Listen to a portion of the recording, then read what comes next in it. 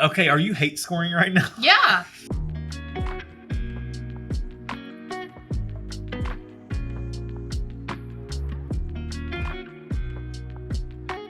Welcome to the channel, bringing a real-world perspective to the real-world whiskey consumer. To give you the most honest, unbiased opinions possible, we're going to select at random one of these matchups from our double blind sample pool and taste them totally double blind. If you like blind tastings like this, be sure to like this video. It really helps us out with the almighty algorithm. With all that said, let's run our randomizer and see which one of these 18 pairs we're tasting today. 9.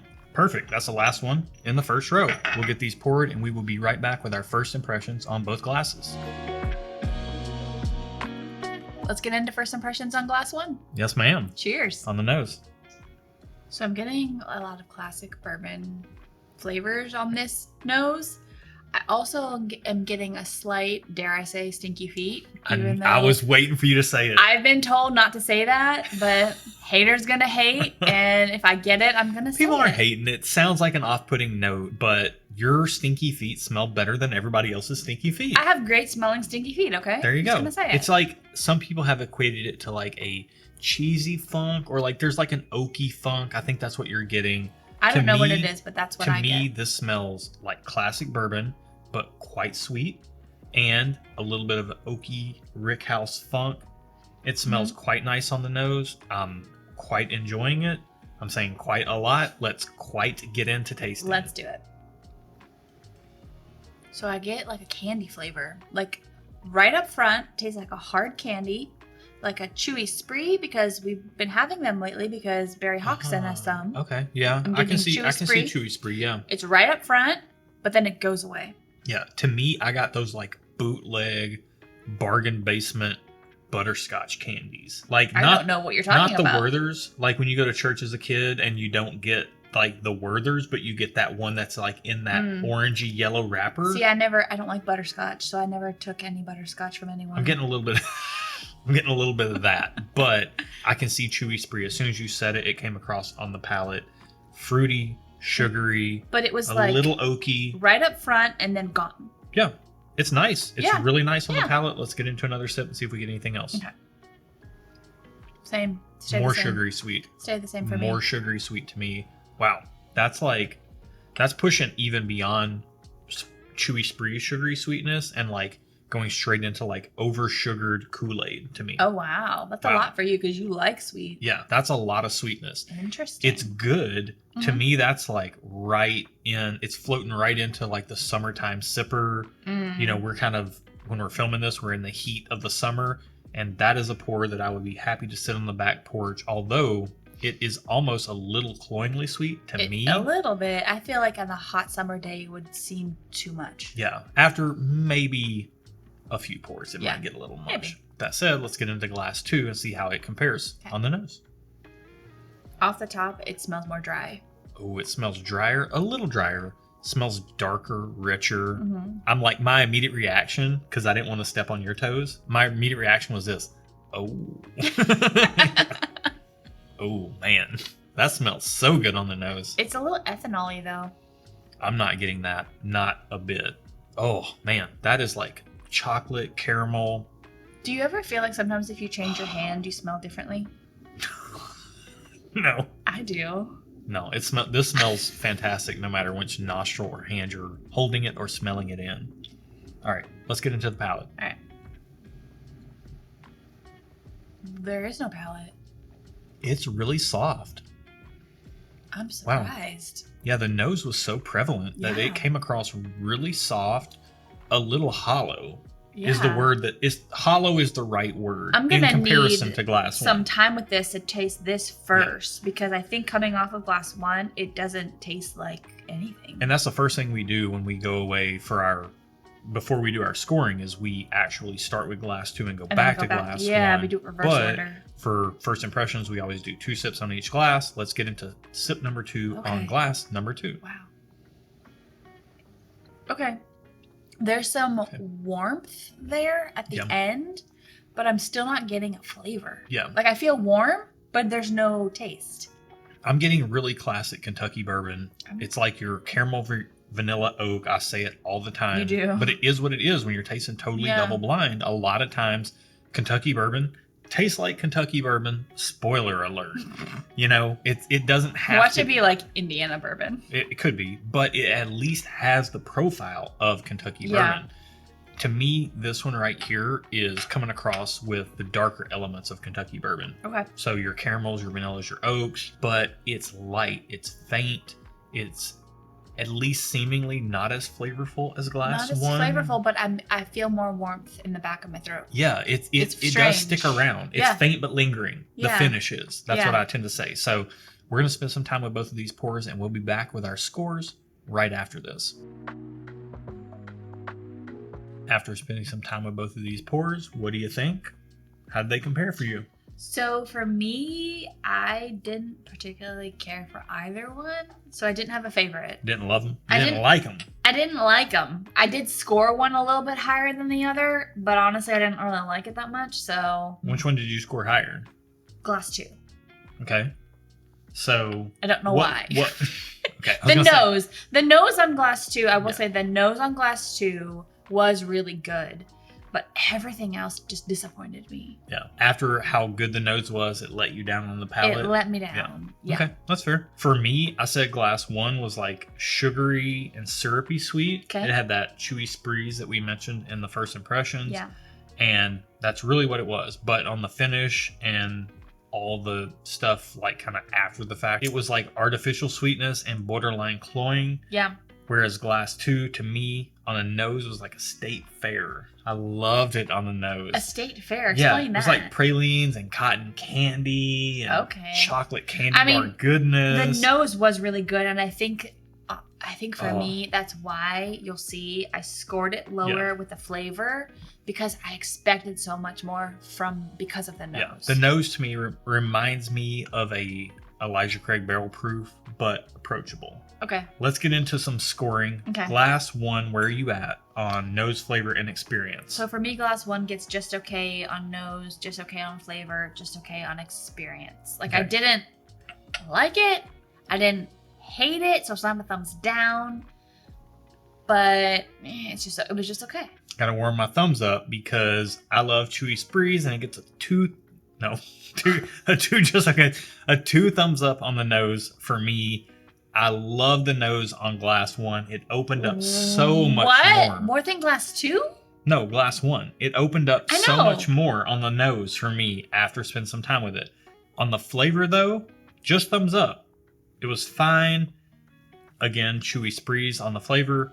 Experience, just okay on glass 1. It kind of had this artificial sweetness and this cloying sweetness to it. I'm like trying to get anything good from glass 1. I like glass 1 a lot. That's fair. I just wish it wasn't so cloyingly sweet. You like sweet though, yeah, so I see why you like that a little bit more than I do. I got a mouthful of sweet teeth, not just a sweet tooth. Yeah. Glass 2, where you at? Nose, flavor, and experience. So for nose, I give it a thumbs up. I really liked the nose. I very much enjoyed it. But then I tasted it and I got let down. So it was just okay on the flavor and just okay on experience. It was very watery almost, very light on flavor compared.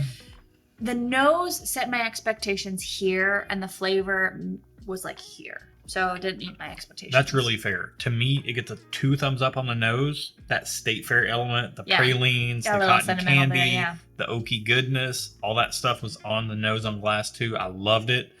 But flavors, just thumbs up. I said it was like a payday candy bar. Thumbs up is good though. It's good. I really enjoyed the flavor. Thumbs up. Yeah. It's a payday candy bar on the palate.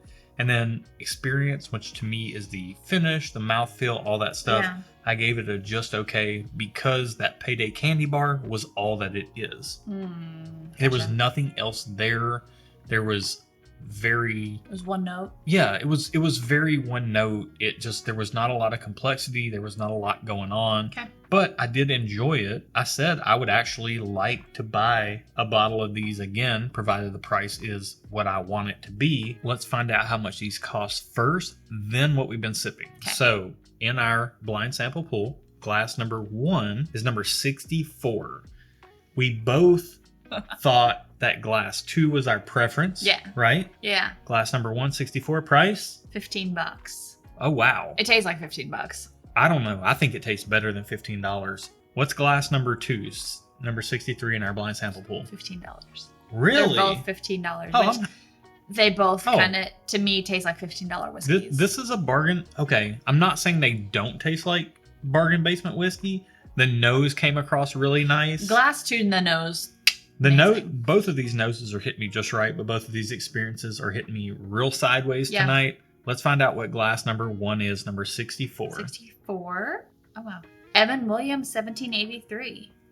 Glass number 1 is Evan Williams, 1783? Number 64, yeah. Wow. What in the world is glass number 2? We've had that one before, right? Yeah. We like that one. Yeah. What in the world is glass today. number 2? Heaven Hill's 6-year green label. Oh, wow. And they're both 90 proof, which that I could tell they were lower proof. Oh, wow. What? Oh, wow. I don't think I've ever heard of the Heaven Hill one. Because it's a Kentucky exclusive product, I think, maybe. Don't hold me to that. Okay. But we've only ever seen it in Kentucky. Okay. It's not in our local market here. In Nashville, Tennessee. Okay. Which is close to Kentucky. This needs to be stated right up the front. Kentucky has a couple of state-only releases. Okay. It used to be, I think, the 90 proof green label Heaven Hill 6-year, and then the green label or the white label 90 proof bottle and bond 100 proof Heaven Hill. Okay. That has changed because they've done away with the 6-year bottle and bond and switched to a 7-year bottle and bond, which is not available in our market. But the 90 proof Heaven Hill is still available in the Kentucky market. And I thought for this matchup, it would be fun to compare it to Evan Williams 1783, which is a pour that in the past has struck us really nice. Yeah. But didn't do it tonight. Not tonight. Not compared to the Heaven Hill. However, would I buy either of them tonight? We'll talk about that. That's a toughie. We'll get into that. Our real world scores are based on the blind tasting as well as the retail and consumer scores, which are the retail being the price weighed against the availability and consumer scores being whether we would buy or recommend that particular product or not. We get our real world scores by adding up the thumbs you see on the screen. There are 10 possible points available, but this is not your ordinary 10-point scoring system. Nope, we score on a bell curve. With that said, let's get into the scores. Where are you at on glass 1? Evan Williams, 1783. So for me, glass 1 was not my favorite, but the price, $15, you can't beat it. And the fact that it's available, very readily available, it gets a thumbs up. Yep. Thumbs up for me too. Even if you're paying $20 in your market, it's a good value buy. With that said, are you buying it? Are you recommending it? I am personally giving it just okay. I'm probably not buying it because it wasn't my cup of tea. It's not off-putting, so I'm not going to give it a thumbs down. So it gets just okay. Yeah. And that puts your reward score at? 3. Oh, wow. Out of 10, which is on the lower end. It's not in that midpoint range, so I probably would not recommend it overall in general. This just goes to show you how different pours hit you on different days. Yeah. Because I think in the past, you've given this a 7 out of 10 on real world score. This exact thing? This exact same bottle. No. Yep. I've had this before? Yep. That just goes to show you. So for me, I'm going to give it a thumbs up on consumer. I think because of the price, it's worth buying. You got to buy it and try it. See if you like it. It's a good price. Buy it once. If you hate it after that, never buy it again. Maybe you love it though. It's worth checking out. Yeah. That puts my real world score for Evan Williams 1783 at a 5.5 out of 10. Wow. I think that for the proof and for the price, that's spot on. Okay. I do have to say though, it might have scored lower because of what it was compared against. That's fair. That's fair. We are comparing two pours here. That's the whole point of 2 is we're comparing it against these 2, not everything we've ever tried in our whole entire world. Right. Life of whiskey. With that said, let's move into glass 2. Okay. Where are you at on your real world scores? So the fact that you really can't get it unless you're in Kentucky and it gets a thumbs down.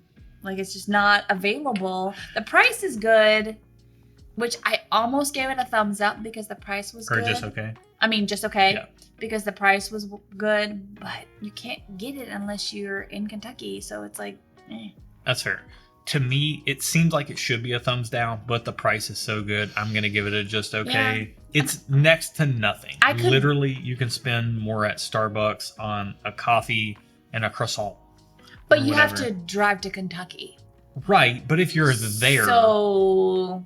If you're there, the value is so high on this product that I'm giving it a just okay. But what if you're not there? What if you're here? Well, then it's a thumbs down. That's why I gave it a thumbs down. But some people who are big into bourbon go to Kentucky. So if you're there, it's a just okay.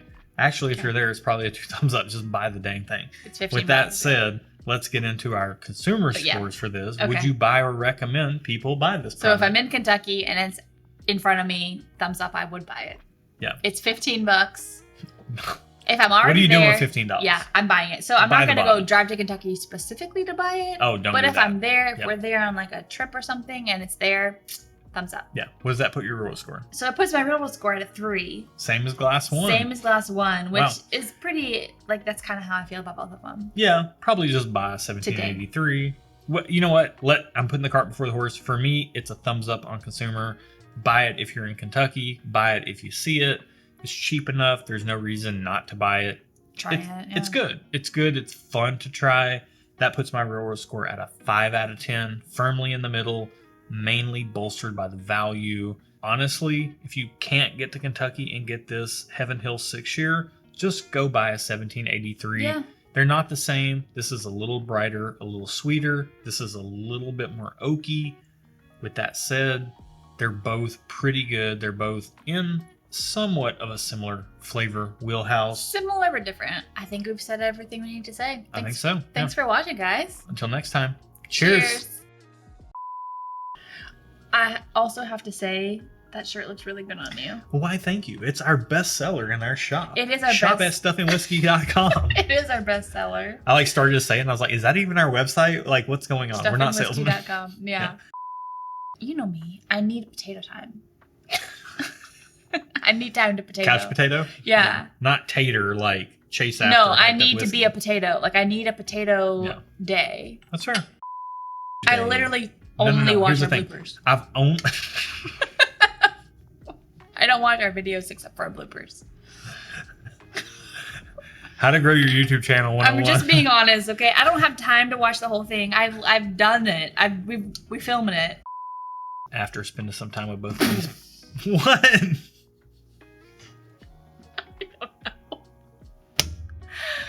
There's no reason.